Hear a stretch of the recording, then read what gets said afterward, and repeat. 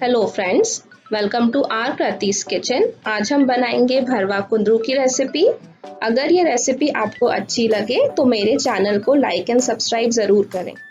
तो आइए शुरू करते हैं। भरवा कुंदरू बनाने के लिए यहाँ मैंने लिया है 200 ग्राम कुंदरू।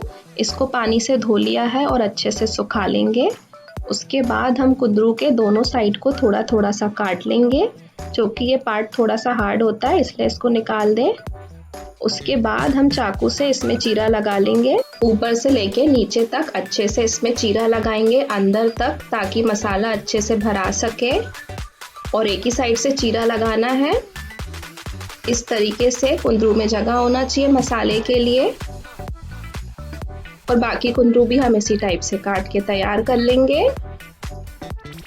भरवा कुंदरू बनाने के लिए आप थोड़े से मोटे कुंदरू ही खरीदें, इसी में अच्छे से स्टफिंग होगी।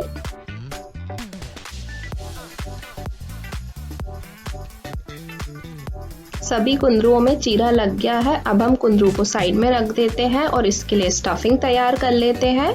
उसके लिए आप एक बाउल में डालेंगे 1 बड़ा चम्मच धनिया पाउडर, आधा छोटा चम्मच लाल मिर्ची पाउडर, 1/3 छोटा चम्मच हल्दी, 1 छोटा चम्मच जीरा पाउडर, आधा छोटा चम्मच अमचूर, आधे छोटे चम्मच गरम मसाला और आधा छोटा चम्मच नमक या फिर स्वाद अनुसार।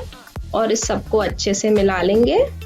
मसाला अच्छे से मिलाने के बाद हम कुंदरू को स्टफ़ कर लेंगे। इसके लिए आप कुंदरू को उठा लें और इस टाइप से हाथ से दबाते हुए उसके बीच में जगह कर लें और थोड़ा थोड़ा करके इसमें मसाला भरेंगे। क्योंकि कुंदरू काफ़ी छोटा होता है तो इसलिए इसमें थोड़ा थोड़ा करके ही मसाला भरें और थोड़ा सा चम्मच से ऐसे दबा लें। जब आपको लगे कि कुंदरू में अच्छे से मसाला भर गया है तो हाथ से थोड़ा सा दबा लेंगे। उससे क्या होगा कि मसाला अच्छे से सेट हो जाएगा और बाहर नहीं निकलेगा। इसी तरीके से हम सारे कुंदरुओं में मसाला भर लेंगे।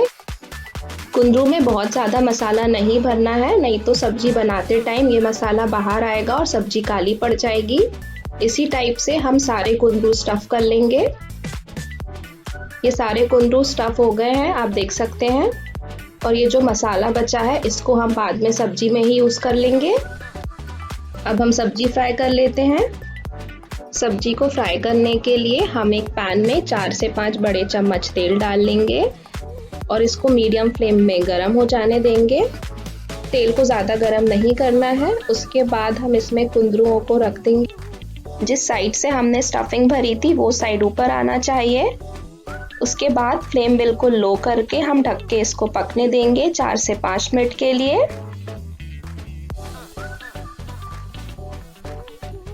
के बाद हम कुंदरुओं को थोड़ा सा शिफ्ट कर लेंगे, क्योंकि हमें कुंदरू को चारों साइड से पकाना है, इसलिए थोड़ा थोड़ा इसको साइड करेंगे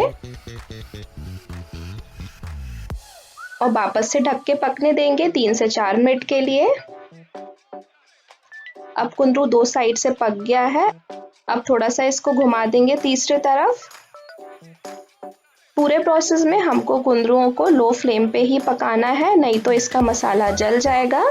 और वापस से ढक के पकने देंगे 3 से 4 मिनट के लिए। अब तीनों साइड से कुंदरू पक गए हैं। अब हम कुंदरू को फ्लिप कर देंगे और लो फ्लेम पे पकने देंगे 2-3 मिनट के लिए।